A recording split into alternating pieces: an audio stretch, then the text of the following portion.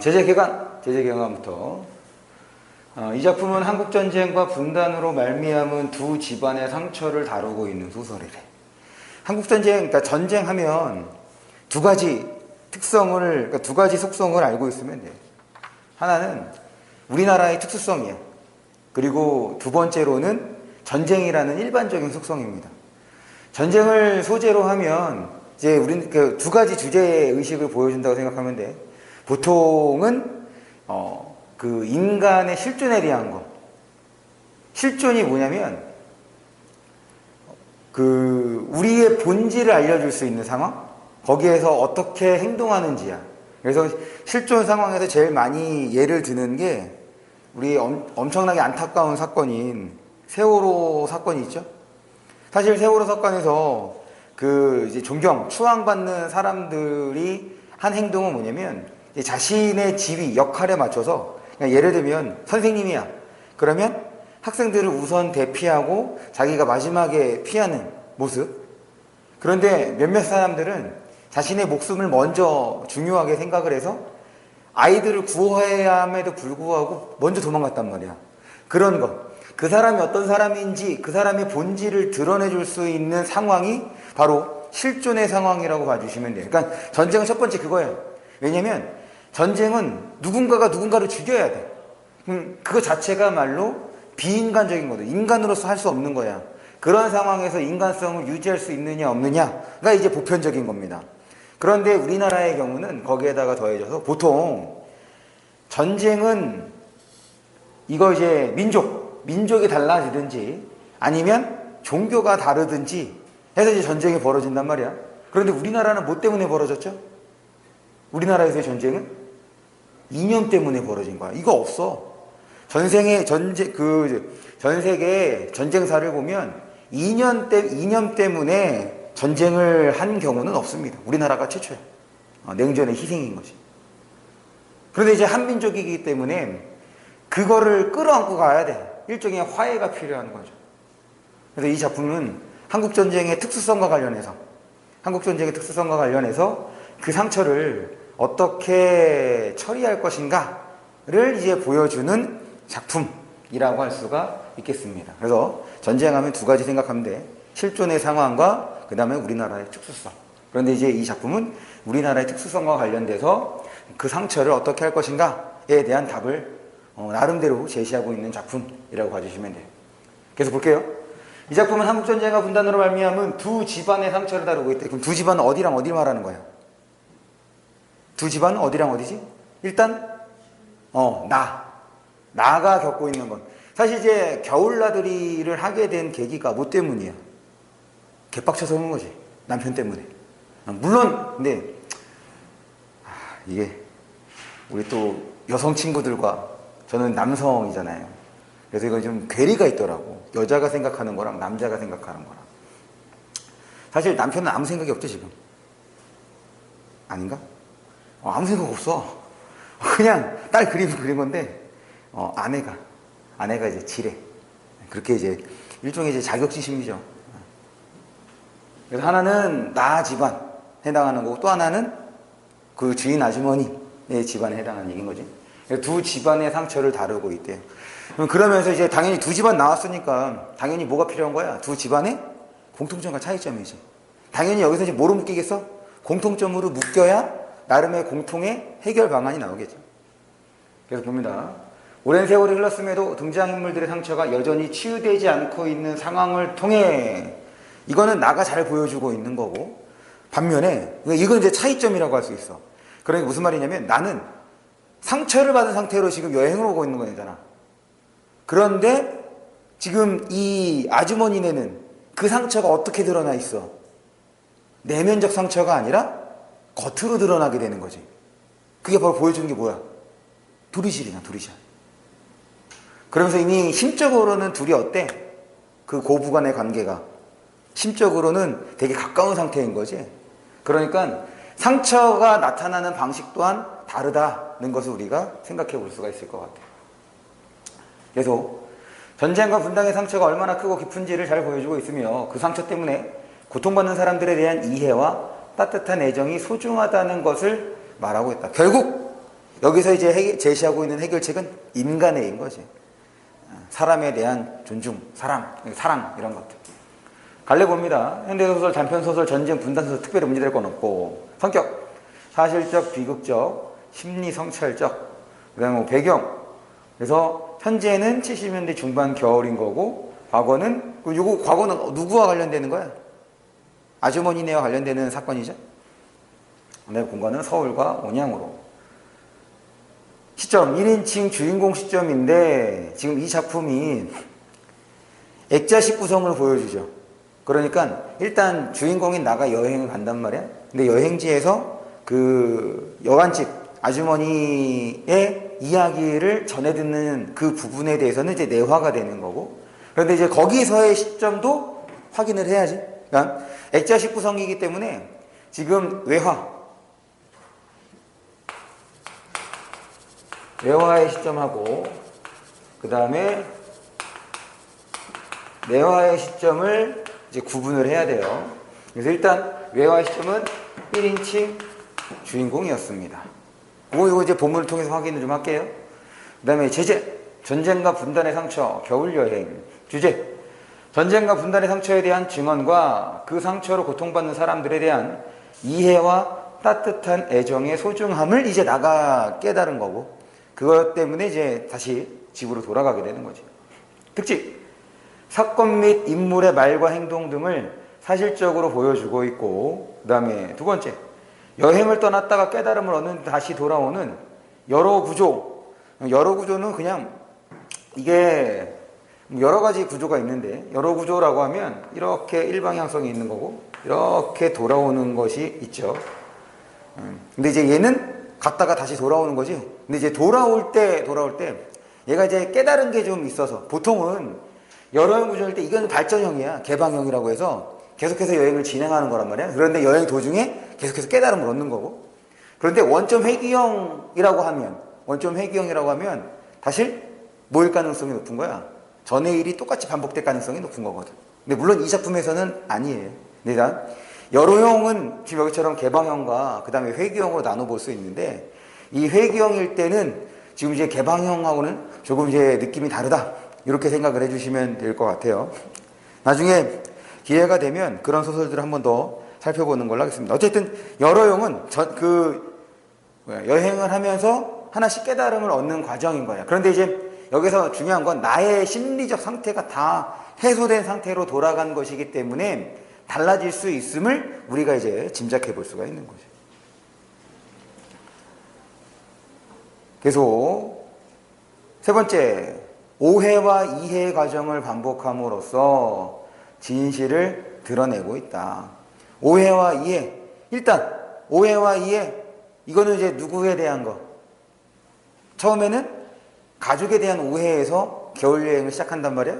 그 다음에 이제 여행지에 와서는 그 할머니의 도리질에 대한 오해인 거지. 그래서 그거에 대한 또 이해, 그리고 그 과정을 통해서 또 뭐에 대해서 남편과 딸에 대해서도 이제 이해하거나 혹은 뭐 용서하거나, 사실 용서할 것도 없지 뭐, 혼자서는 오해한 거니까. 그것이 풀리는 과정이 그렇게 이제 반복된다고 볼 수가 있겠습니다.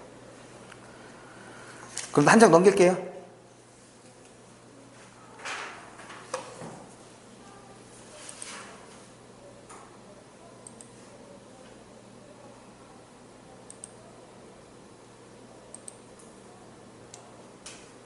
그래서 지금 우리 여기서 해제, 그 다음에 오른쪽에 나오는 내용까지 다 살펴본 거예요. 그럼 바로 우리 앞부분의 줄거리부터 들어가겠습니다.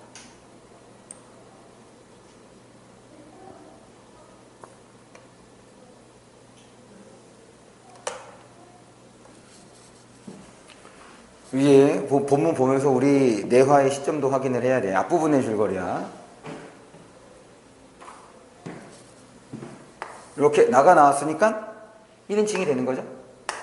그런데 이제 주의할 거는, 사실 우리가 본문에서, 그러니까 문제로 주어졌을 때 앞부분의 줄거리 혹은 중략 부분의 줄거리, 이거는 본문에 해당되는 거야, 안 되는 거야?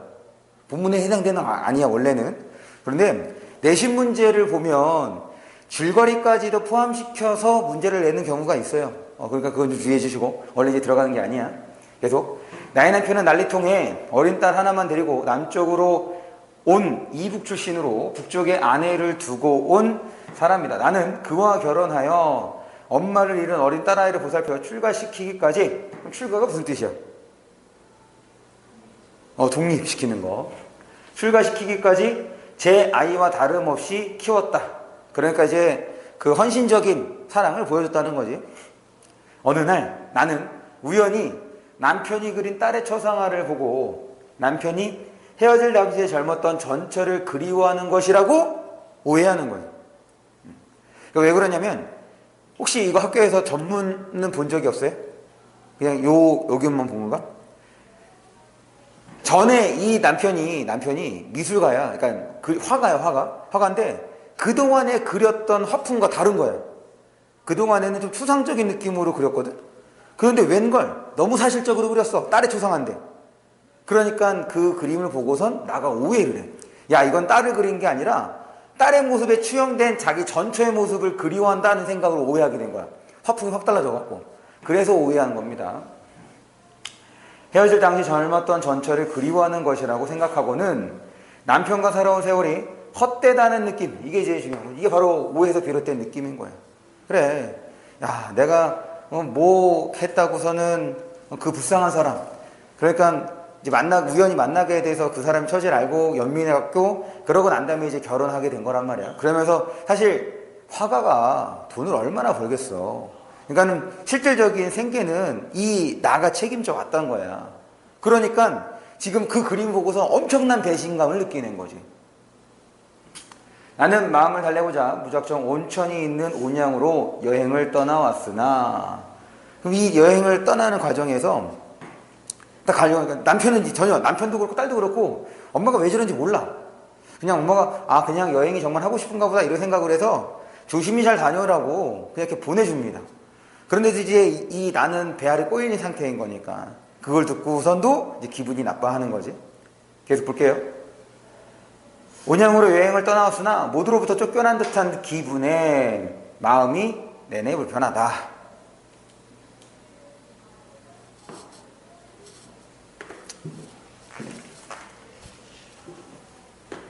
나는 다시 허둥지둥 딴 골목을 찾아들었다. 역시 인기척이라고 넘는 골목 저만치 대문이 열리고 문전이 정갈한 여인승의 간판이 붙은 집이 보였다. 지금 이제 겨울에 여행을 온 거, 더구나 70년대. 그러면은 뭐 여행지가 지금처럼 막 붐비거나 그러지 않을 거 아니야? 더군다나 겨울철이니까 사람들이 별로 없어. 이 유원지라고 하면 보통 이제 날 좋을 때, 뭐 봄이나 여름에 이때 사람들이 많은데 당연히 겨울에는 볼 것도 없고 하니까 사람들이 없단 말이지. 대부분의 그 관광지 주변의 여인숙 같은 데도 어차피 손님이 없기 때문에 뭐해? 안 하는 데가 대부분인 거야. 그런데 지금 날은 추워지고 갈 데도 없고 볼 것도 없고 그래서 어딘가 들어가려는 데를 찾고 있는 상황입니다. 대문간에 연탄재가 쌓여있고 앞마당 빨랫줄엔 흰 빨래가 이상한 모양으로 비틀어진 채 얼어붙어 있었다. 나는 떨리는 목소리로 주인을 찾았다. 50대의 정갈한 아주머니가 안채에서 단색을 하며 나타났다. 나는 그 아주머니를 보자 내 집에 온 것처럼 마음이 놓이고 어리광이라도 부리고 싶어졌다. 우리가 기본적으로 소설을 볼 때는 인물을 중심으로 보기로 했던 거잖아? 맞죠? 그러면서 이제 그 인물이 다른 인물 혹은 사건, 상황에 대해서 어떤 반응을 하는지가 중요한 거란 말이야.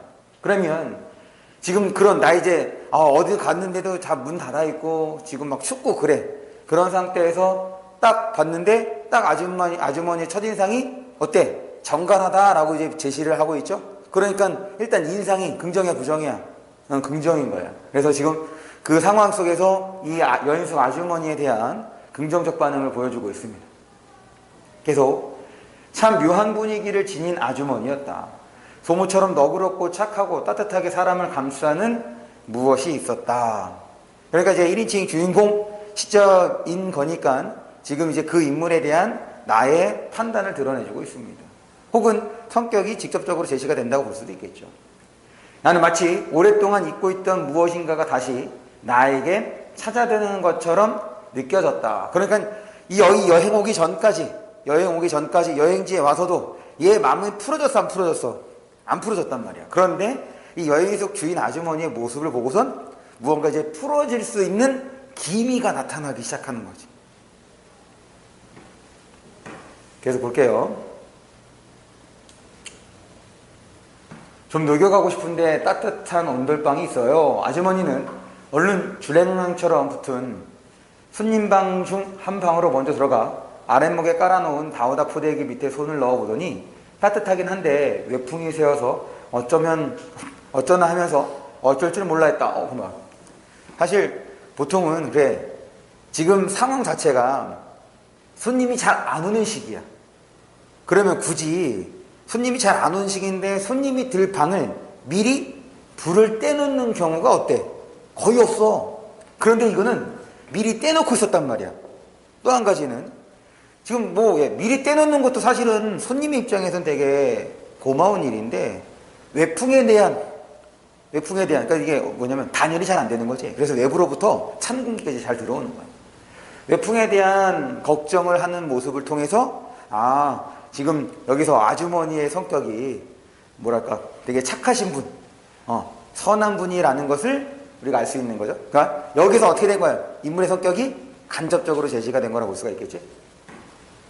내가 되레 안 돼서 내가 그렇게 추워 보여요 하면서 웃으려고 했지만 뺨이 얼어붙어서 제대로 웃어지지가 않았다. 네, 꼭 고드름 같아 보여요. 참 안방으로 들어가십시다. 부들도 따뜻하고 난로도 있어요. 이거 여기에서도 마찬가지. 아주머니의 따뜻한 마음을 확인해 볼 수 있는 거지. 손님이에요, 손님. 그런데 지금 너무 상태가 안 좋아 보이니까 어디로 먼저 불러드리고 있는 거야? 지네 집 안방이야. 처음 보는 사람을 안방에 들이는 사람이 어딨어? 이제 이런 것들. 그래서 지금 요 앞부분에서는, 요 장면에서는 아주머니의 성격이 잘 그려지고 있다. 그래서 이제 나의 판단이 나온 거죠.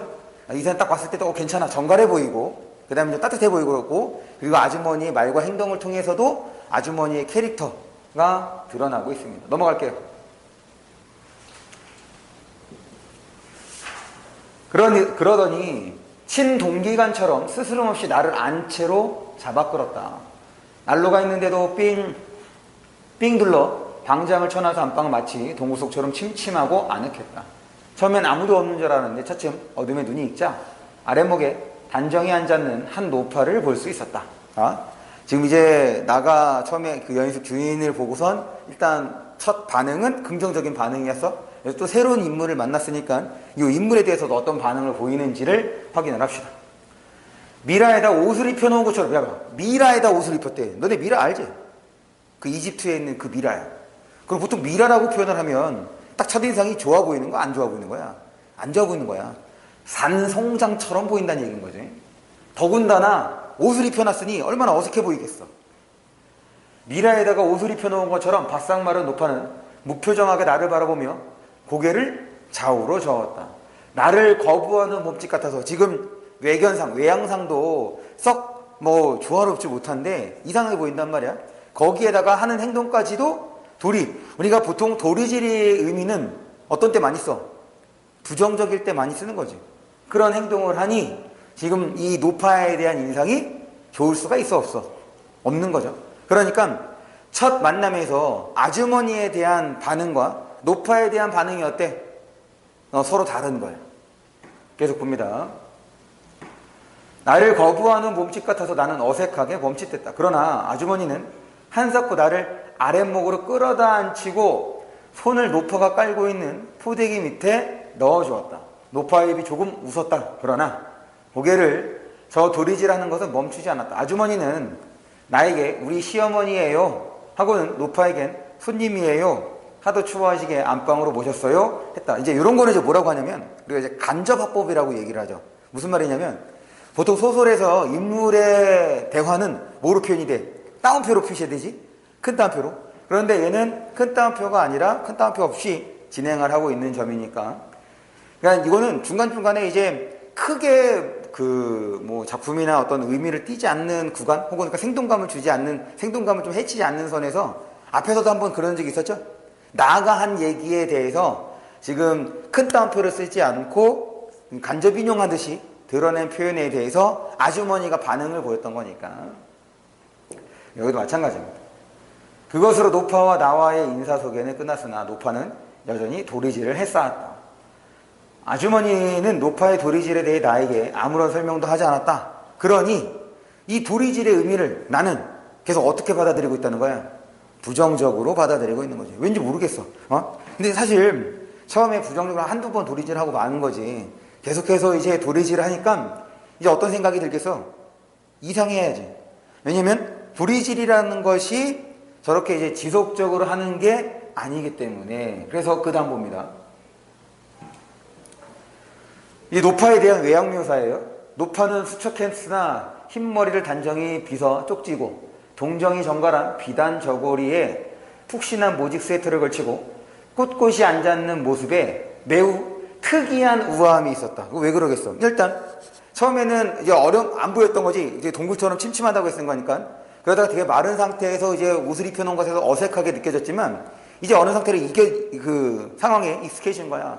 그래서 이제 도리질하고 있는 할머니의 모습을 보니 생각보다 어때? 좀 단정하게 잘 차려입고 있어. 거기서 이제 우아함이 느껴지는 건데, 근데 왜 특이한 거겠어? 도리질을 계속 멈추지 않는 거예요. 계속. 그것은 지극히 비현실적인 우아함이기도 했다. 그러니까 현실에서 보기 어렵다는 얘기인 거죠. 도리질도 처음 내가 봤을 때보다 훨씬 유연하게 꼭 미풍에 살랑이는 것처럼 보였다. 아마 저러다가 머지려니 했으나 아무리 기다려도 멋지는 않았다. 몸이 녹자 잠이 오기 시작했다. 누가 죽인데도 우선 한 잠 자놓고 볼 일이다. 쉽게 꿀같은 잠이 덮쳐왔다. 이제 어지간히 몸도 녹았으니 아까 그 방에서 한 잠 잘까 봐요. 참 온천장으로 나가는 버스는 몇 분씩만큼이나 있나요? 몇 분은요. 겨울엔 아침나절에 2차례, 저녁나절에 2차례밖에 안 다니는데 타고 들어오신 게 아침나절 막차니까 이따 4시 반에 있을걸요. 그리고 저 점심은 어떡하시겠어요? 준비할 테니 드시고 가셨으면.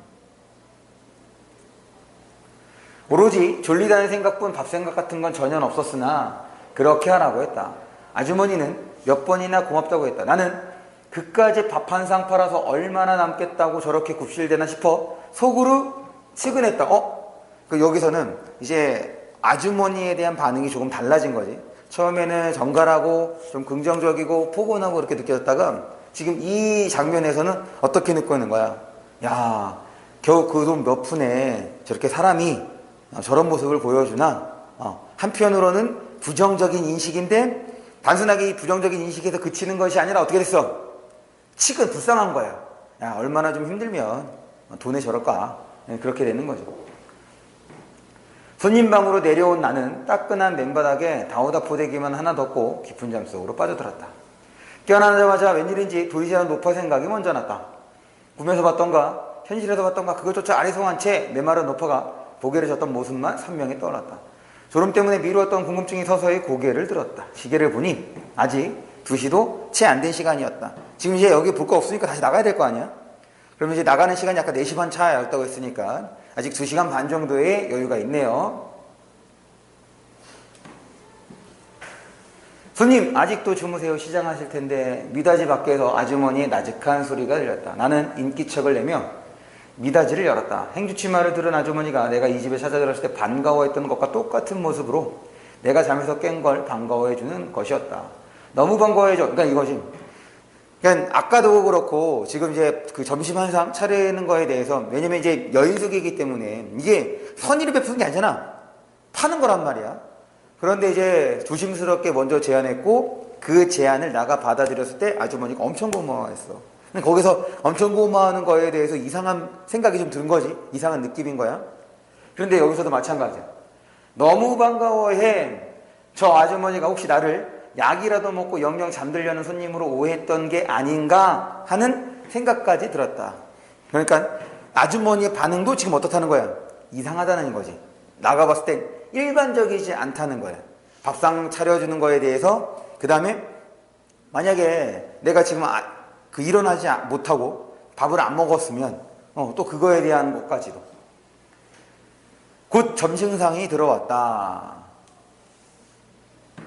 장에 삭힌 깻잎이나 풋고추, 더덕 등 짭짤한 솜씨의 밑반찬과 김치, 깍두기, 뭇국 등은 조금 더 영업집 밥상 같지 않고 시골 친척집에 들러서 받는 밥상 같아서 흐뭇했다. 그러니까 지금 이제 나의 심리가 상당히 복합적이죠. 처음에는 긍정적이었다가 그 다음에 사실 모든 인물이 다 그런 거야. 어떤 한 인물이 선한 캐릭터야. 그렇다고 선한 모습만 있겠어. 이상한 모습도 있을 수 있는 거지. 그런데 다시 밥상 차려준 거 보니까 거기서 또 마음이 이제 좋아졌어. 그러나 입속은 칼칼하고 식욕도 일지 않았다. 묵국만 훌쩍대는 걸 보고 아주머니는 더운 묵국을 또 한 대접 갖고 들어왔다. 나는 같이 좀 놀자고 아주머니를 내 옆에 붙들어 앉혔다. 사실은 뭐 여러 가지 궁금한 거, 그러니까 사실 가장 궁금한 거 아까 도리질했던 거잖아. 아주머니한테 물어볼 기회가 있는데 그냥 밥상을 차려주고 나가면 다시 또 물어보기가 어려우니까.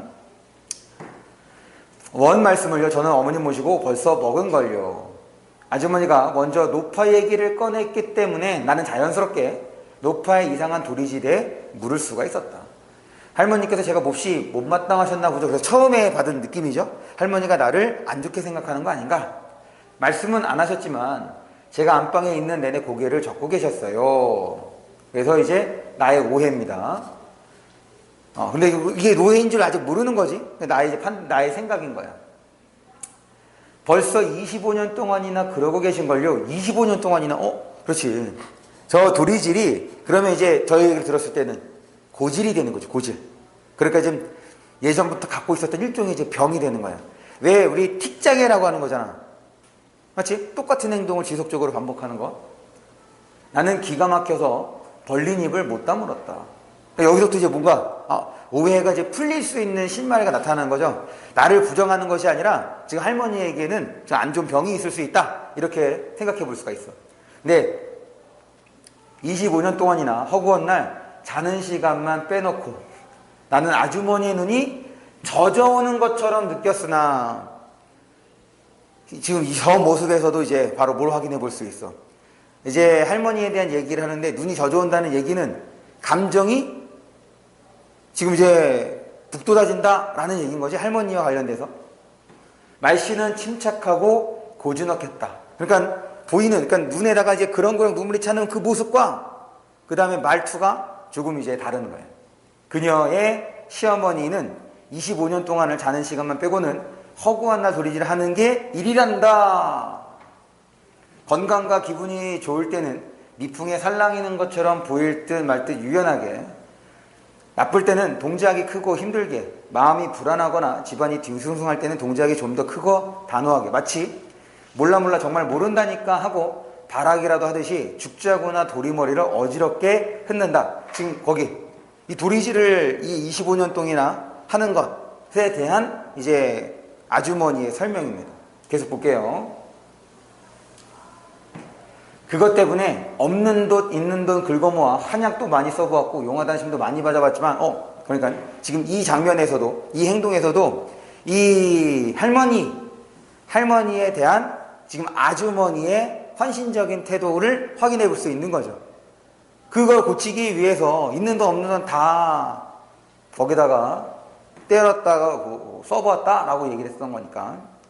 먼저 지친 것은 그녀 쪽이었고 시어머니는 저 이제 어머니 시어머니는 마치 죽는 날까지 노여날 수 없는 것처럼 업부처럼 그 짓을 고통스럽게나 그러나 엄숙하게 감당하고 있는 것이었다. 그래서 지금 이 부분은 누가 얘기하고 있는 거야? 지금 이제 나가 대신 전달하고 있는데 먼저 당연히 아주머니가 나에게 얘기해 주는 얘기를 다시 이제 독자에게 전달해 주는 형태인 거죠. 그것은 6.25 동란통에 발작한 증세였다. 동란 당시 젊은 면장이던 그녀의 남편은 미처 피난을 못 가서 숨어 살아야 했다. 그래 봐봐. 그러면 고즈넉했다. 이제 여기부터가 뭐가 되는 거야? 그녀의 어머니는 25년 동안 쭉 도리질을 해왔고 그 다음에 이렇게 했다는 것을 이야기 시작하는 거죠. 그럼 여기부터가 이제 뭐라고 볼 수 있겠어? 내화라고 볼 수 있겠지. 그녀의 어머니 혹은 그녀에 대한 이야기를 전달하고 있는 형태인 거야.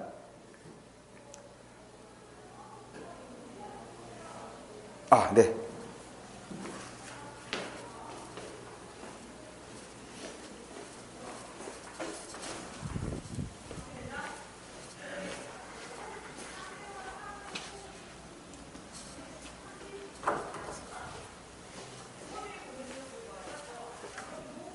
요 에어컨 온도를 조금 높였어요. 이게 또 에어컨을 또 끄면 이 안쪽으로는 또 금방 더워져서, 그리고 이게 그 자리가 에어컨이 바로 위에서 거기 벽 타고 바로 찬바람가 내려와서 다음 주에는 한번 이렇게 한번 만지면 덜 추울 겁니다.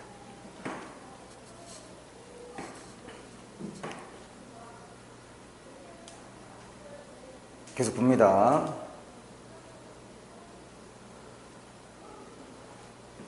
그것은 6.25 동란통에 발작한 증세였다. 동란 당시 젊은 면장이던 그녀의 남편은 미처 피난을 못 가서 숨어 살아야 했다. 처음엔 집에 숨어 있었지만 새로 득세한 패들의 기세가 심상치 않은 살기가 돌기 시작하고부터는 집에 숨겨놓는다는 게 암만 해도 불안했다. 누가 불안한 거야?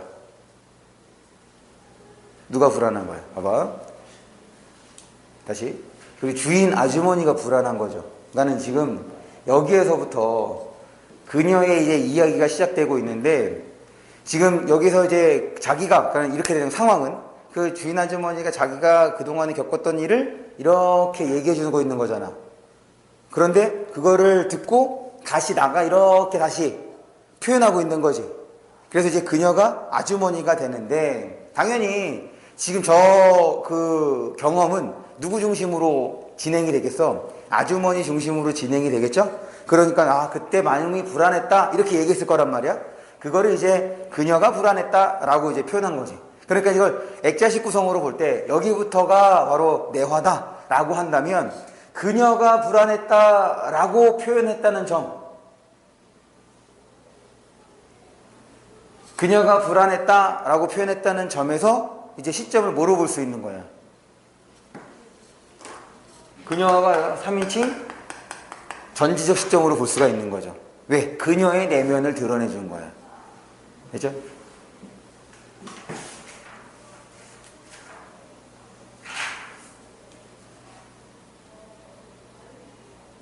계속 봅니다.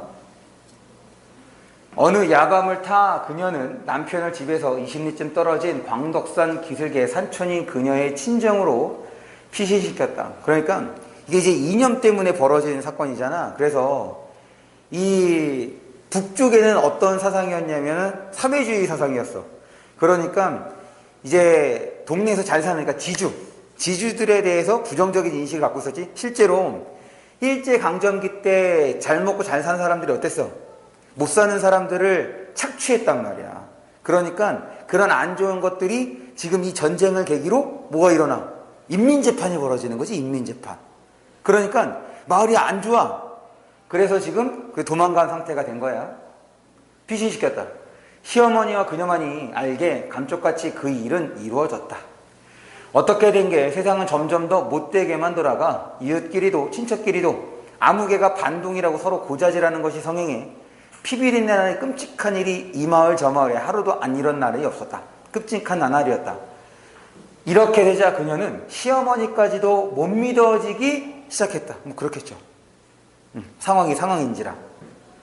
어리숙하고 고지식하기만 해 생전 남을 의심할 줄 모르는 시어머니. 그래서 시어머니의 성격을 직접 제시해주고 있는 거죠.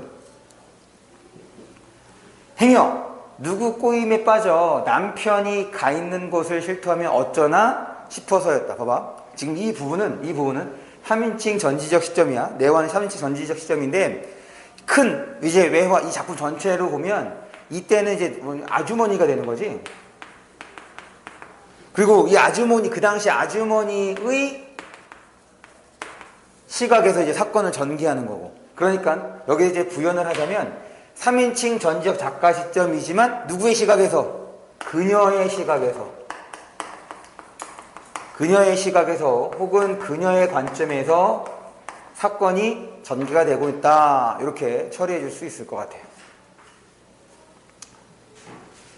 계속. 시어머니 같은 사람이 살 세상이 아니었다. 그녀는 공부 못하는 아이에게 구구단을 익혀주듯이 끈질기게 허구한 날 시어머니에게 모른다를 가르쳤다. 어머님은 그저 모른다고만 그러세요. 세상 없는 사람이 물어도 아범 있는 곳은 그저 모른다고 그러셔야 돼요. 난리 나던 날 집 나가고 나선 어떻게 됐는지 모른다고 딱 잡아떼셔야 돼요. 입 한번 잘못 놀려 사람 목숨이 왔다 갔다 하는 세상이에요. 큰댁 식구들이나 작은댁 식구들이 물어도 그저 모른다고 그러셔야 돼요. 그러니까 지금 이제 이렇게 시어머니를 교육하는 이유도 뭐 때문이야? 시어머니를 못 믿어서 그런 거잖아. 야, 하물며 남편의 엄마도 못 믿는데 남편의 형제들은 또 믿을 수 있겠어? 그래. 그럼 이제 또 생각해 볼게. 지금 그녀의 성격이 좀 부족해서인 거냐? 그건 또 아니지. 그 당시의 분위기가 그렇기 때문에. 즉, 그 당시의 전쟁통이 가까운 사람에 대한 불신을 일으켰던 시기였다는 얘기야. 그래서 그녀는 힘차게 도리질까지 곁들여 거듭거듭 모른다를 교습했다. 시어머니는 늘상 겁먹고 외로운 얼굴을 해가지고 혼자 있을 때도 몰라요, 난 몰라요 하며 역시 도리질까지 해가며 열심히 연습을 하는 것이었다. 이런 거를 봤을 때도 지금 어때? 시어머니가 앞에서도 이제 얘기했죠. 시어머니의 성격 뭐였어? 어리석하고 고지식하고. 지금 그래 이 시어머니도 세상이 그렇게 돌아간다는 것을 아마 판단하고 있었겠지. 그러니까 며느리가 이렇게 시키는 건 야, 이게 그거 안 해도 돼 라고 할 법한데 지금 그거를 뭐하고도 있어? 연습도 하고 있는 거잖아. 그럼 여기에서는 이제 할머니의 캐릭터가, 시어머니의 캐릭터가 이제 또한 간접적으로 제시가 된다라고 볼 수가 있겠네요. 계속 봅니다. 난리가 났다고는 하지만 순박하던 마을 사람들이 무슨 도척의 영신이라도 씌인 것처럼 서로 죽이고 죽는 것 외에는 대포소리 한 번 제대로 난 적이 없던 마을에 야, 이러기 무서운 거야. 실제적으로 이 마을은 전쟁에 피해, 직접적인 피해를 입은 거야? 아니지. 대포소리도 들은 적 없대잖아. 그러면 실제적으로 전쟁이 벌어져서 이 마을이 황폐화되거나 폐허가 된 게 아니란 말이야. 그런데 그 전쟁이 바로 뭐 때문에 일어났기 때문에? 이념 때문에 일어난 거야. 그러니까 그 이념이 다른 것, 더군다나 가진 사람에 대한 부정적 인식, 이것 때문에 마을이 흉흉하게 됐던 거죠. 이게 아이러니한 거지. 전쟁이 벌어졌는데 전쟁에 대한 것 때문에, 전쟁에 대한 폐해 때문에 일어난 게 아니니까. 계속 봅니다. 벼랑간 비행기가 날아와 기총 솟아와 폭탄을 쉴 새 없이 퍼붓고 앞선 뒷선에서 총소리가 며칠 계속해 콩 볶듯이 나더지만 그럼 이 부분은 이제 어떻게 되는 거야? 실제로 이 전쟁이 이 마을에서 근처에서도 벌어지게 된 거네. 이어서 죽은 듯한 정적이 왔다. 집 속에 쥐 죽은 듯이 처박혔던 마을 사람들이 하나둘 조심조심 고개를 내밀었다간 재빨리 움츠러들었다. 아직은 서로의 대화를 꺼리고 있었다. 왜 그러겠어? 못 믿는 거지. 빨갱이가 물러갔다는 증거도 안 물러갔다는 증거도 없었다. 이게 중요한 거야. 다시 지금 마을에서 인민재판이 벌어져서 그러니까 고자질하고 사람들이 죽고 그랬던 게 뭐 때문인 거야? 빨갱이 때문에 그런 거지. 걔네들이 와서 야, 여기서 지주 이런 사람들 다 처단해야 돼. 그 사람이 갖고 있는 거 다 나눠줘야 돼. 이렇게 된 거야. 그러니까 인민재판이 벌어졌던 거죠.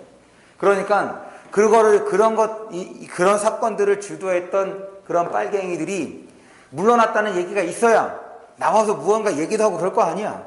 그런데 아직 그런 거에 대한 심증이 없어. 증거도 없고 물증도 없는 거네. 그쪽에 붙어서 쇠도 부리던 패거들의 모습은 안 보였지만, 그러니까 빨갱이 인민위원회가 쓰던 이장집 마당 깃대꽂이엔 아직도 그쪽 깃발이 펄럭이고 있었으니 지금 완전히 얘네들이 돌아갔다고 믿어 못 믿어? 믿어 못 믿어? 못 믿는 거야. 이런 어중간하고 모호한 때에 벌써 성질이 급한 남편은, 이것도 이제 인물의 성격이 직접 제시가 된 거죠. 그냥 이게 그래. 그러니까 성격이 왜 중요하냐면, 만약에 지금 이 남편의 성격이 여기에 있는 그러니까 며느리 혹은 그녀 아니면 아주머니의 성격처럼 좀 이렇게 의심 많이 하고, 그 다음에 조금 이제 뭐랄까 계획적이고 준비를 좀 하고 그런 성격이라고 한다면 남편 안 죽었겠죠. 왜? 성격이 급한 거야. 그러니까 궁금해서 나온 거지. 그리고 또 성격이 급하니까 지금 뭐 특별히 마을에 벌어지는 일이 없어. 그럼 성격이 급한 남편은 또 어떤 생각을 했겠어? 아, 쟤네들 다 돌아갔나 보다 라고선 성급하게 판단을 내리고 온 거죠. 서울이 이미 수복됐는데 쟤까지 것들이 여기서 버텨봤댔자 며칠을 더 버티겠냐는 거였다. 그러니까 마을에서의 그런 확증이 없는 거야. 아직까지 그 이장내 그 깃대에는 그 빨갱이 깃발이 있으니까 물증이 없어. 그런데 이제 이런 얘기에 성격이 급한 남편이 집으로 왔어. 텃밭엔 이미 김장배추를 간 뒤였지만 울타리엔 기름이 잘잘 흐르는 애호박이 한창 잘열 찬바람 내기였다. 열리 찬바람 내기였다. 아침 이슬을 헤치며 뒤란으로 애호박을 따라 나갔던 시어머니가 벼랑간 찢어지는 소리를 했다. 무슨 일이 이제 벌어진 거네.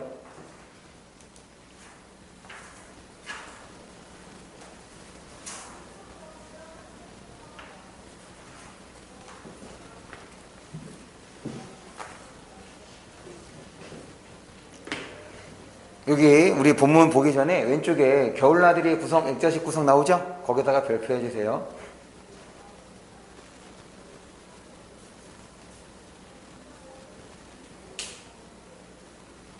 봅니다. 지금 이제 할머니, 그 시어머니가 소리를 지른 장면이야. 몰라요, 몰라요. 정말 난 모른단 말이에요. 그 연습했던 거 그대로 하네. 소름이 쫓기치고 간담이 서늘해지는 처참한 비명이었다. 그녀도 뛰어나가고 그녀의 남편까지도 엉겁결에 뛰어나갔다. 이런 거죠. 만약에 여자만 있는 집이라면 이제 폐잔병들이라고 할 수가 있겠죠. 남은 병사들은 크게 우리에게 위협을 가하지 않을 거다. 이런 판단을 할 수 있었을 거예요. 그런데 남자가 보이니 얘네들도 이제 자신들의 목숨이 걸려있는 상황인 거니까 좀 이제 긴박한 상황이 됐겠지. 잠깐 아무도 분별력이 없었다. 그러니까 사실은 남편은 숨어 있어야 되는 상황이었던 거잖아. 그런데 등장을 했으니 그래, 문제가 발생할 수 있는 거야. 저만치 뒷간 모퉁이의 폐잔병인 듯 싶은 지치고 남루한 인민군 서너 명이 일제히 총뿌리를 시어머니에게 겨누고 있었다. 그들도 놀란 것 같았다. 그들은 처음부터 누굴 해치려 나타났다기보다는 그냥 시어머니와 마주쳤거나 마주친 김에 옷이나 먹을 것을 달라는 작정이었는지도 모른다. 이건 누구의 추측인 거야? 누구 추측인 거야? 그녀, 아주머니의 추측인 거죠. 왜냐? 이런 거 상황 딱 봤을 때, 그럼 바로 뭔가 이제 사람 해치우다 그러면은 처음부터 그랬어야 되는데 그런 것이 아니었으니까. 그리고 이제 확인해 볼 길은 없죠. 상황이 다 종결이 되고 하니까. 그래서 봅니다. 그런데 그들이 무슨 말을 걸기도 전에 시어머니는 그 자리에 꼼짝도 못하고 못 박힌 채 고개만 미친 듯이 저으며 몰라요 난 몰라요를 딴 사람같이 드높고 새된 소리로 되풀이했다. 이게 부작용이야. 너무 주입했더니 과민 반응을 보인 거지. 폐잔병 중 한 사람의 눈에 살기가 번뜩이는가 하는 순간 총이 그녀의 남편을 향해 난사됐다. 그녀의 남편은 처참한 모습으로 나동거라지고 그들도 어디론지 도망쳤다. 이런 일은 일순간에 일어났다. 그 후 거의 실성하다시피 한 시어머니를 오랫동안 극진히 봉양한 끝에 어느 만큼 회복은 됐지만 그때 뒷간 모퉁이에서 죽길 길을 쓰고 흔들어대던 도리질만은 그때 같은 방력만 가셨을 뿐 멈출 줄 모르는 고질병이 되고 말았다. 그래서 지금 아까 전에 두 집안의 전쟁으로 인한 상처 지금 거기에서는 하나는 요 아주머니네는 그것이 뭐로 남은 거야? 도리질로 남은 거지. 그런데 이 도리질을 하게 된 직접적인 원인은 뭐 때문인 거예요? 남편의 죽음 혹은 아들의 죽음 때문인 거죠. 전쟁이 아니었으면 남편이나 아들은 죽지 않았을 거란 말이야. 더군다나 시어머니는 또 어떤 생각을 했겠어? 또 아주머니는 어떤 생각을 했겠어? 아주머니, 그러니까 며느리 입장에서는 내가 시어머니한테 이거 가르치지 않았으면 남편 안 죽었을 거야 라는 죄의식이 남아있었을 거고, 시어머니도 내가 너무 그렇게 과민 반응하지 않았으면 그러니까 아들이 안 나왔을 거야, 아무 일도 없었을 거야, 죽지 않았을 거야 라는 생각을 할 수 있겠지. 그런 심리적 충격이 뭐로 남게 된 거야? 도리질로 남게 된 거야. 그러니까 이 도리질은 전쟁의 상처를 보여주는 거죠. 그리고 지금까지도 지속된다는 것이 전쟁의 상처가 아물지 않았다는 것을 보여주는 거예요. 계속 아주머니는 이런 얘기를 조금도 쓰다스럽지 않고 담담하고 고즈넉하게 했다. 여기 파란색 글씨 좀 볼게요. 왜 그러냐면 지금 이게 남편이 죽은 일인 거야. 사실 이 아내의 입장에서 엄청나게 충격적인 일일 거 아니야. 그리고 남편이 없었기 때문에 그동안의 삶이 힘들었을 거라고. 우리가 시를 볼 때도 엄마가 장사하러 간다든지 엄마가 돈 벌러 가면 그 작품에서의 가정 환경은 궁핍되는 환경이었던 거잖아. 왜냐면 이거는 뭐 그 성인식 그런 것이 아니라 과거에는 가장은 누구였어? 물론 지금도 이제 가장은 남자다라는 생각이 아직도 있긴 하지만 그 당시에는 뭐 여자가 집안을 꾸려나간다 그런 거 생각 안 하잖아. 남편이 돈을 벌어오는 존재란 말이야. 그런데 여자가 돈 벌러 나간다? 그런 건 당연히 남편의 부재일 수 있는 거고 혹은 남편 능력이 없는 걸 수도 있는 거고. 그렇기 때문에 여자가 벌어오는 돈에는 한계가 또한 있었던 거지. 그런 힘겨운 삶을 살았을 거 아니야. 그럼에도 불구하고 지금 담담하고 고즈넉하게 얘기했다는 것이 지금 감정을 어떻게 했다는 거야. 뭐 조절하는 거라고도 할 수도 있는 거고 특별히 그런 감정이 일어나지 않는다라는 얘기는 바꿔 얘기하면 여기 파란색 글씨처럼 오랜 세월 그 상처를 견뎌와 이제는 어느 정도 감당할 수 있게 또 바꿔 얘기하면 이거 이렇게 될 수 있는 거지. 그 상처가 무뎌질 수도 있었던 거야. 시간이 많이 흘렀으니까. 계속 봅니다. 이젠 고쳐드려야겠다는 생각보다는 도와드려야겠다는 생각뿐이에요. 이게 어떻게 된 거야? 그럼 여기까지가 바로 뭐인 거야? 내화가 되는 거지. 거기 그녀부터 시작해서 여기까지가 내려가고 다시 여기부터는 나와 아주머니의 대화인 거니까 여기부터 이제 외화라고 볼 수가 있겠네요.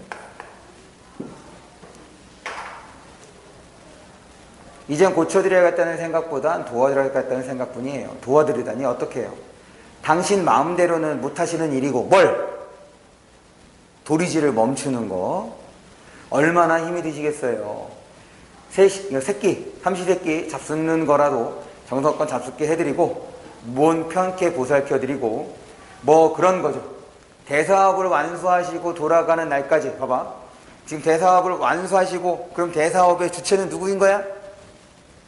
대사업의 주체는 대사업을 완수하시고 라고 표현했으니까 여기서 대사업의 주체는 시어머니가 되는 거죠.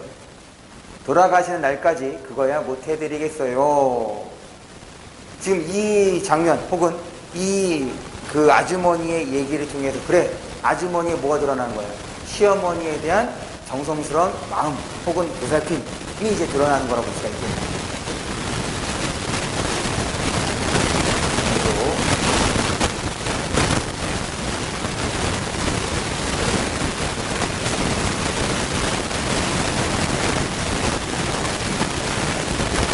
치매가 된 채 허구한 도리지를 일하게 되는 걸 대사업이라고 하는 아주머니의 농담에 웃으려다 말고 아주머니의 태도가 조금도 농담 같지 않아서 정말 대사업을 힘껏 복지하는 사람의 사명감과 진주로 아주머니의 얼굴이 은은히 빛나 보이기까지 했다.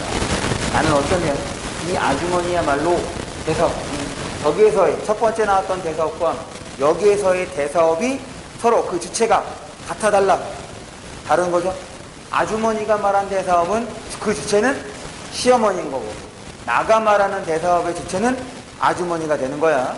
그래서 대사업의 의미가 다르다는 거. 아주머니야말로 대사업을 하고 있는 게 아닌가 하는 생각이 들면서 등골에 전율이 지나갔다. 그럼 아주머니에 대한 이 감탄이 되는 거죠. 아주머니 정말 대단하시다. 저 일을 쉽지 않은 건데 끝까지 책임을 지겠다라는 모습. 점심값과 반값이 도합 800원이라고 했다. 나는 1,000원 내주면서 그냥 넣어두세요 했다. 그래. 지금 아주머니에 대해서 어떻게 생각해? 되게 긍정적으로 생각하잖아. 저런 치매도 걸리고 지금 고치지 못하는 도리질 병까지 앓고 계신 어머니를 정성스레 본양하겠다라는 그 모습에서 진실된 마음을 확인한 거야. 그러니 잔돈 200원에 대해서 거리낌 없이 잔돈 200원에 대해서 거리낌 없이 그냥 더 드리려고 하는 거죠. 아주머니는 내가 불쾌할 만큼 이거 또 지금 아주머니가 이제 말하고 행동했던 거와 이제 잘 안 맞는 부분이 이런 거예요. 아까 지금 점심상 차려주면서 그 제안에 대해서 나가 수용했을 때 보여줬던 모습, 그 다음에 내가 이제 막 낮잠 좀 자고 일어났을 때 보여줬던 모습, 그리고 200원 더 줬을 때의 이 보여준 모습, 지금 여기에 이 세 모습에 대해서 처리가 안 됐죠. 왜냐면 나머지는 다 긍정적이었다고. 그런데 이 세 개에 대해서만 좀 나가보기에는 좀 어색하게 혹은 이상하게 아니면 불쾌하게 느껴졌단 말이에요. 여기에 대한 의문이 해소가 안 된 거예요. 봅니다. 아까 점심을 시킬 때도 그랬지만 통틀어 1,000원인데 몇 푼 떨어지겠다고 저렇게 비굴하게구나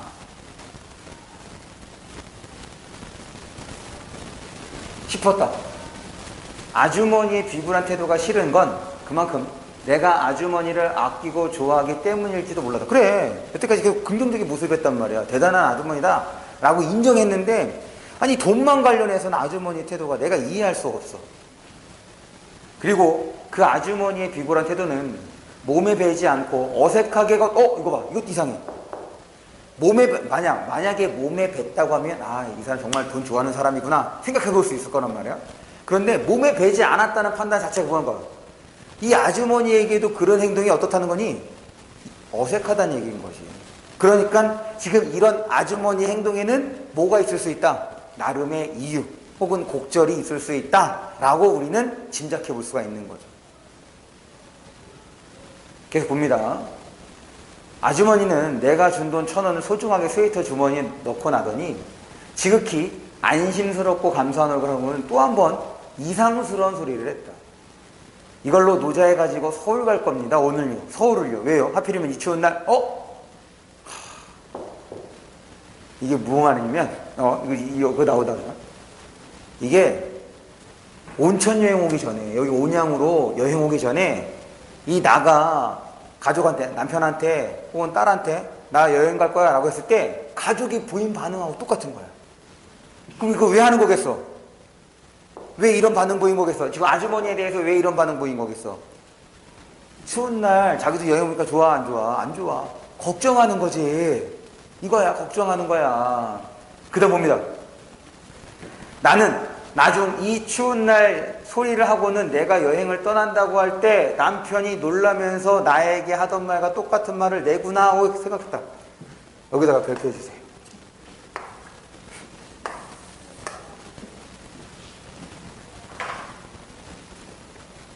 이게 바로 갈등 해소가 되는 실마리가 되는 거죠. 왜? 내가 이렇게 말한 거랑 남편이 똑같은 말을 했다는 거랑 어떻다는 거야? 그 마음이 동일하다는 거죠. 지금 나가 여행을 온 게 뭐 때문이야? 남편에 대한 오해, 남편에 대한 배신감 때문에 온 거야. 그러니까 남편의 그 이후에, 그러니까 내가 뭐야 저 남편 아직도 전철을 잊지 못했어? 그 생각에 사로잡혀서 남편이 그 이후에 말한 모든 것들을 다 안 좋게 생각을 했다고. 그런데 지금 이 장면에서 아주머니에게 말하는 자신의 모습을 통해서 남편이 내가 생각했던 게 아니었구나, 나를 걱정해서 한 말이었구나 라고 깨닫게 된 거지. 그러니 어떻게 돼? 그러니 남편이 서럽도록 보고 싶어졌다가 되는 거라고. 오른쪽 봅니다. 여기다가 별표할게. 추운 겨울에 여행을 떠나는 자신을 걱정하여 남편이 하필이면 이 추운 날이라고 했던 것을 떠올리자 남편에게 가졌던 서운한 마음이 어떻게 풀리기 시작하는 거죠. 그러니까 아까 얘기했던 것처럼 아까 그 부분이 뭐라? 그 내적 갈등. 사실은 이게 특별히 갈등 관계가 있는 게 아니지 나 혼자 그렇게 생각하는 거잖아. 그럼 내적 갈등 해소의 실마리가 되는 거야.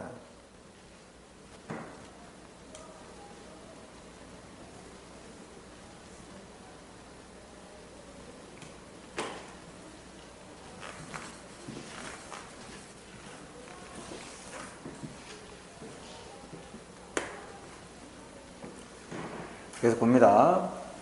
우리 아들이, 외아들이 서울에서 대학에 다니고 있어요. 그때 저희 아버지가 그 지경 당하는 걸 내 등 옆에서 무심히 보던 녀석이 벌써 그렇게 자랐거든요. 군대도 갔다 오고 3학년인데 아주 착실하고 좋은 애죠. 그렇지만 지금 겨울방학 중일 텐데요. 네, 그렇지만 학비라도 보탠다고 아이들을 맡아 가르치고 있어 못 내려오죠. 여기서 내가 제 학비쯤은 실컷 벌 수 있는데 글쎄 그 녀석이 그런답니다. 겨울 동안만 여기가 이렇게 쓸쓸하지 봄부터 가을까지는 여기 장사도 꽤 괜찮거든요. 관광철에 공휴일이라도 낀 날은 방이 모자라 버석인걸요. 새학기 등록금이랑 학습비까지 다 꽁꽁 뭉쳐 놓았답니다. 겨울날 양식이랑 밑반찬도 넉넉하고요. 그럼 지금 여기서 말하는 거 봐봐. 그러면 이 아주머니에게는 돈이 지금 그렇게 당장 급한 건 아닌 거네. 이미 다 준비를 해놨는데 돈이 급할 이유가 없는 거예요.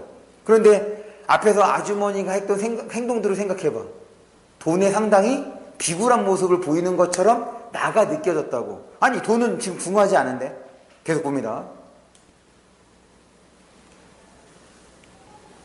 딴 영업집들은 이렇게 벌어놓으면 겨울엔 문을 닫고 집에 가서들 쉬죠. 우린 여인숙이고 또 여기가 살림집이기도 해서지만 늘 한두 방쯤은 불을 떼놓고 손님을 기다리죠. 돈 벌자고가 아니에요. 가끔 손님처럼 멋모르고 호숫가를 찾는 이에게 더운 방을 내드리는 게 그저 좋아서. 그러니까 이런 거 진짜 아주머니의 인품을 보여주는 대화라고 할 수 있겠네요. 정말이에요. 그럴 땐 돈 생각 같은 거 정말 안 한다니까요. 아직까지 그게 해결이 안 된 거야. 아주머니의 이상스러운 행동이. 맞지? 그러니까 지금 여기는 지금 뭐가 드러나면 아주머니에게 돈은 그렇게 중요한 대상이 아니다라는 것이 드러나는 거야. 그야 몇 푼 주시고 가면 어머님 고기라도 사다 드리면 좋긴 하지만 근데 오늘은 그게 아니었어요. 그러니까 오늘은 그게 아니었다. 나에게 그동안은 어땠어? 돈은 그렇게 중요한 게 아니야. 이미 다 준비가 됐으니까. 그냥 여기 온 손님들이 안쓰러워서 그렇게 했던 건데 오늘은 그게 아니라는 얘기가 오늘은 뭐 하는 거야? 돈이 필요했다는 거야. 오늘은 돈이 필요했다는 얘기인 거지. 돈 계산부터 찝찝하게 하면서 이거 봐. 지금 앞에서의 얘기는 나는 돈은 그렇게 중요한 게 아니고 이미 다 준비가 되어 있기 때문에 그런데 오늘은 그게 아니었어요? 그럼 오늘은 돈이 필요했다는 얘기인 거지. 봅니다. 그럼 여기서부터가 이제 왜 그런 아주머니 행동이 나왔는지를 설명해 줄 수 있는 부분인 거예요. 돈 계산부터 찝찝하게 하면서 손님을 기다렸답니다. 정말이지 손님이 안 드셨으면 그럼 여기에서의 손님은 그냥 아무나가 되는 거죠. 여기에서의 손님은 누구를 말하는 거야? 나가 되는 거지. 맞지? 다시 돈 계산부터 찝찝하게 해서 손님 나를 기다린 거 아니잖아. 손님을 기다린 거지. 불특정 대상인 거예요. 그런데 정말이지 손님이 안 드셨으면 이때의 손님은 누구를 지칭해? 나를 지칭하는 거죠. 정말이지 손님이 안 드셨으면 어쩔 뻔했을까? 모르겠어요. 손님 고마워요. 그럼 아직 뭐가 안 밝혀졌어? 돈을 왜 그렇게 계산하고 기다렸는지 아직 그 이유는 안 밝혀졌네. 일단 돈이 필요하다는 것만 나왔습니다. 지금 그 다음 장면 보기 전에 요거 한국전쟁이 등장인물의 삶에 미친 영향 여기다가도 별표해 주세요. 그래서 결국 아픔을 준 거죠. 나에게 준 거, 그 다음에 여의숙 아주머니에게 준 거. 그래서 가족의 사망 또는 이산으로 인해 가족이 해체되고 깊은 정신적 상처를 얻게 된다는 점에서 이제 공통점인 거예요. 근데 이제 그게 나에게는 겉으로 드러났어, 안 드러났어? 안 드러났지. 그것이 이제 심리적으로 나타나서 지금 여행 온 거란 말이야. 그런데 이제 아주머니에는 그 상처가 겉으로 드러났죠. 도리질로서. 계속 봅니다. 이번에는 굽실대는 대신 내 손을 꼭 잡았다. 굽실대는 것보다 훨씬 기분이 좋았다. 그러나 영문을 모르긴 마찬가지예요. 그렇죠? 왜 돈이 필요한지에 대해서는 아직 안 밝혀졌어. 어제 글쎄 서울서 이상한 편지가 왔답니다. 이제 슬슬 나오네. 아드님한테서요. 아니요. 아들이 하숙하고 있는 주인집 아주머니한테서요. 벌써 일주일이 넘도록 아들이 하숙집에 들어오지를 않는다는군요. 평소 품행이 허랑한 학생 같으면 이만한 일로 고자질 같은 건 않겠는데 하도 착실한 학생이었던지라 만에 하나라도 무슨 일이 있는 게 아닌가 싶어 알리는 거니 어머니가 한번 올라와서 수소문을 해보는 게 어떻겠느냐는. 야, 좋은 인심이죠 뭐. 집에 일주일씩이나 안 온다고. 허락한 학생이 아니더라도 제 집도 아니고 하숙집이겠다. 나가서 친구 집 같은 데서 며칠 자고 들어올 수도 있는 일 아니겠어요? 이건 이제 누구의 생각이야? 엄마의 생각인 거야. 그만일로 편지질에서 사람을 놀라게 하는 하숙집 주인도 주인이지만 나도 나죠. 괜히 온갖 방정 맞은 생각이 다 나죠 뭡니까? 당연한 거 아니겠어? 하나뿐인 애동아들인데. 어젯밤에 한 잠도 못 자고 뒤척이면서 온갖 주접을 다 떨다 미신을 하나 만들어냈는데 글쎄 그게 이제 미신과 관련되는 거네. 지금 아주머니가 보여줬던 그 행동들, 그래 아까 돈이 필요하다는 거 됐어. 근데 왜 돈이 필요한지는 이 아들과 관련되는 건데 그게 이제 미신과 관련된다는 얘기인 거예요. 봅니다. 미신이라뇨? 네, 주책이죠. 오늘 우리 여인숙에 손님이 들면 그 돈으로 노자를 해갖고 서울 가면 아들의 신상에 아무 일이 없을 거고. 그러니까 미리 준비해둔 돈으로 가면 무슨 일이 있을 것 같다라는 생각. 그러니까 자신의 좀 뭐인 거야? 안도를 지금 이제 연락이 안 닿고 하니까 안도를 하기 위해서 나름대로 만들어낸 미신인 거지. 그러니까 이게 오늘 이루어지지 않으면 당연히 더 불안감이 가중되는 거 아니야? 사실은 불안감을 없애기 위해서 미신을 만들어 놨는데 지금 손님이 오지 않아서 돈을 못 벌면 오히려 불안감이 가중이 되는 거니까. 그러니까 얼마큼 손님이 어떻게 써? 간절했겠지. 그거야. 꽁꽁 뭉쳐놓은 돈을 헐어서 노자로 쓰게 되면 아들의 신상에 좋지 않은 일이 있을 테고 뭐 그런 거랍니다. 이렇게 정해놓고 손님을 기다리려니 어찌나 초조하고 애가 타는지. 그러니 손님이 온 거에 대해서 그런 이상스러운 반응, 아니지, 나가 느끼기에 이상스러운 반응, 나가 느끼기에 비굴한 모습이었던 거인 거예요. 너무 초조하게 기다렸던 거니까. 그럼 바꿔 얘기하면 그만큼 아들에 대한 걱정이 컸다는 것을 또한 보여준다고 할 수가 있겠죠. 그런데 손님이 내가 만든 미신의 좋은 쪽 전개가 돼주신 거죠. 여기서도 마찬가지네요. 앞에서의 손님, 여기서의 손님이 다르지? 그러니까 어딨어? 손님이 들어서 그리고 이제 불특정인 거야. 그 다음에 뭐랍니다. 이렇게 정해놓고 손님, 여기도 이때 손님도 불특정인 거죠. 그런데 손님이, 여기서의 손님은 이제 나를 가리키는 거지. 좀 유치하긴 하지만 똑같이 다 손님인데 이제 문맥상 지칭하는 대상이 다르죠. 이런 것도 이제 뭐 확인해 주면 좋을 것 같고. 정말 고마워요. 그래서 그렇게 비굴하게, 그러니까 너무 지나치게 고마움을 표현했던 거예요. 근데 사실 정말 고마웠겠지. 그 다음 장면 보기 전에, 여기도 넘어가기 전에 발표를 하고 넘어갑시다. 이 주제의식과 관련되는 거죠. 깨달음. 여행이 끝나갈 무렵 나의 깨달음. 시어머니를 정성껏 보살피고 소식이 끊긴 아들을 지극히 염려하는 아주머니의 모습에서 나는 우리 연민의 정서가 어떤 거였어? 연민의 정서를 다시 한번 좀 생각을 해보자. 연민은 안타깝고 불쌍하고 동정하는 거지. 그런데 그런 연민이 되기 위해서 뭐가 필요하다고 했지? 연민이 되기 위해서 이런 거야. 여기에 있는 그 쓰러진 사람이, 혹은 거지라고 치자. 거지가 불쌍해. 그럼 왜 불쌍하다고 판단을 하느냐? 내가 만약 저 상황이었으면 나는 정말 힘들었을 테니까, 그래서 저 사람도 많이 힘들 거다. 그러니 불쌍하다. 그러니까 이 연민의 정서는 뭐를 전제라고 하냐면 공감을 전제라고 해요.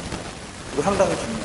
왜냐면 단순하게 불쌍함을 느끼면, 그냥 겉으로만 드러나는 불쌍함이다, 안타까움이다 라고 하면 내가 깨닫는 게 있어, 없어? 없어. 이 문학에서 말하는 연민의 정서는 상대의 상황에 대한 공감에 대해서 전제가 깔려있기 때문에, 그러니 뭐 할 수 있는 거야? 깨달음을 얻을 수 있는 거란 말이야. 봅니다. 나의 깨달음. 가족과 더불어 서로 사랑하고 상처를 보듬으며 살아가는 삶이 진정으로 의미 있는 것임을 깨달아. 전쟁으로 가족과 헤어진 남편과 의붓딸을 위해 정성껏 살아온 자신의 삶 또한 어떤 거야? 그래, 이 아주머니가 보여준 삶이랑 어떻게 돼? 겹쳐지게 되는 거지. 오버랩이 되는 거란 말이야. 지금 아주머니한테 어떤 반응이었어? 대사업을 하고 있다고. 지금 아주머니 참 대단하다 라고 판단했던 거 아니야. 그런데 그 아주머니의 삶을 통해서 누구의 삶이 보여? 누구의 삶이 보여? 내 삶이 보여. 아, 나도 아주머니와 똑같은 삶을 살았구나. 나도 우리 가족을 정말 사랑하구나 라는 것을 누구를 통해서? 아주머니를 통해서 깨닫는 거예요.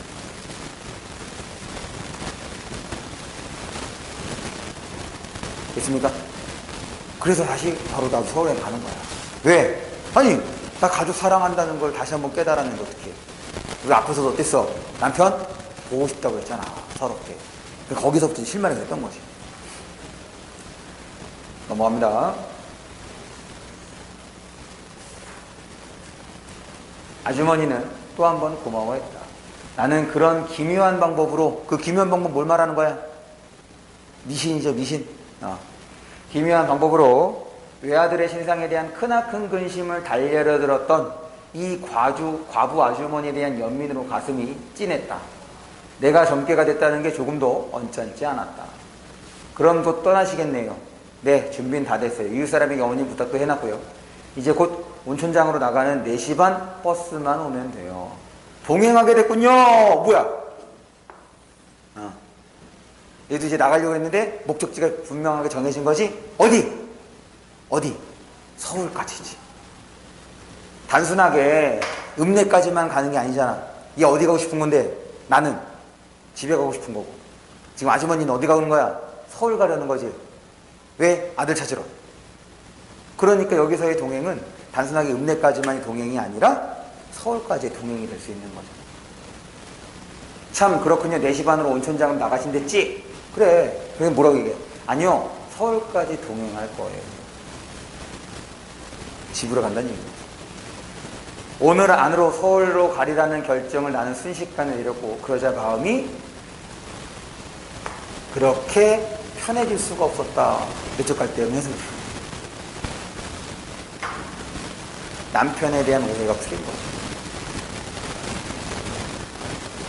여기다가 발표해 주세요.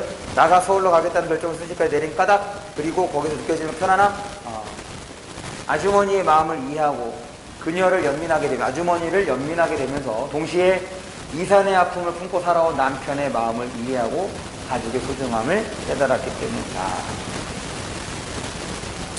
그렇게 봅니다. 아주머니가 시어머니에게 다녀오겠다는 인사를 하러 들어갈 때 나도 따라 들어갔다. 왜 그런 거겠어? 시어머니에 대한 심리적 거리감이 없어진 거지. 앞에 처음에 시어머니는 오해했잖아. 나를 안 좋게 생각하는 거 아닌가? 근데 이 아주머니에게서 이야기를 들으니 지금 아주머니는, 아니 시어머니는 그런 게 아니었다 라는 걸 느껴서 이제 자기도 뭔 거야? 마치 자기의 시어머니인 것 마냥. 왜? 아주머니에게서 뭘 느꼈기 때문에? 연민을 느꼈기 때문에. 이해가 들어간 거죠. 고부간의 비슷하게 되는 분이 서로 꼭 달랐다. 어머님 저 서울 좀 다녀오겠어요. 물건을 계속 또 보고 싶어. 지금 사실은 이 시어머니도 어떤 상태였어? 아까 치매 걸린 상태란 말이야. 사실대로 얘기해줘도 어머니 기억 못할 거라고. 그런데 이런 것은 이제 어머니를 배려하는 모습인 거죠. 어머님은 뒷집 삼순이가 잘 보살펴드릴 거예요. 아무 걱정 마시고 진지 많이 잡수셔야 돼요. 알아들었는지 못 알아들었는지 노파는 여전히 고개만 살래살래 흔들었다. 나에겐 그 도리질이 몰라요가 아니라 며느라, 태식이 녀석에겐 아무 일도 없어. 글쎄 아무 일도 없다니까. 우리가 무슨 죄가 많아서 그 녀석에게까지 무슨 일이 있겠니? 하는 것처럼 보였다. 이게 바로 또 시어머니, 노인, 노파에 대한 오해가 풀렸기 때문에 이렇게 이제 긍정적으로 판단할 수 있는 거죠. 계속 봅니다. 나는 불현듯 마주 잡고 있는 고부의 손 위에 내 손을 포개해보고 싶어졌다. 여기다도 발표해 주세요. 동질감을 느끼는 거죠.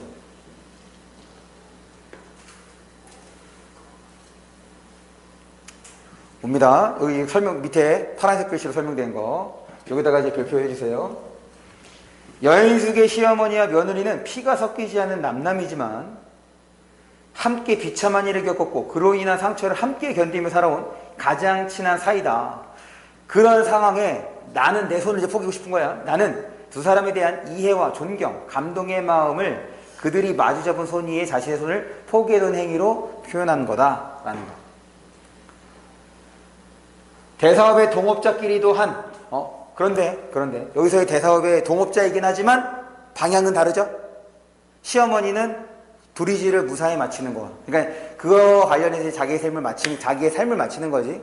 그 다음에 아주머니의 입장에서는 시어머니가 특별한 다른 어려움 없이 편안하게 남은 삶을 사셨으면 하는, 봉양하려고 하는, 그렇게 되는 거예요. 동업자끼리이기도 한 이 두 손 사이를 맹맥이 흐르는 그 무엇! 당연히 뭐겠어? 서로에 대한 사랑인 거죠. 그 무엇을 직접 내 손으로 맥짚어보고 느끼고 오래 기억해두고 싶었다. 마치 이 세상의 온갖 것 중 허망하지 않은 단 하나의 것, 사랑. 다 볼 수 있는 처음이자 마지막. 그 두 손 잡는 모습이 바로 가족 간의 사랑의 모습을 보여준다가 되는 거야. 나는 감지덕지 그 일을 했다. 그 일을 뭐 말하는 거야? 손포겠다는 거. 지금 앞에서 뭐야? 나도 포기해보고 싶었다. 그 일을 했다. 손포긴 거지. 거칠지만 푸근한 두 손 위에 내 유약한 한 손이 경건하게 보태졌다. 할머니 안녕히 계세요. 노파는 보기만 살래살래 힘들었지만 나는 노파가 너는 결코 헛살지만은 않았어. 헛살지 않았고 말고 하는 것처럼 느꼈다. 됐죠? 학습활동 확인하셨습니다. 노파와 아주머니의 나의 생각의 변화를 중심으로 1번에다가 발표해 주세요. 지금 노파의 도리질에 대한 생각, 그 다음에 아주머니의 굽실굽실한 대한 생각, 그것들을 이제 이야기를 들으면서 그 태도, 그 모습에 대한 오해가 해소가 된 거죠. 더불어 남편에 대한 오해도 해소가 됩니다. 2번은 아까 확인했던 거니까 넘어갈게요. 그 다음에 이것도 다 넘어갑니다. 다 읽어보세요. 다 읽어봅니다.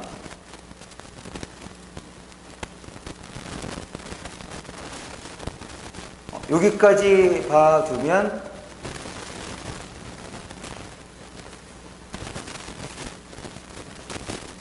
네, 여기까지.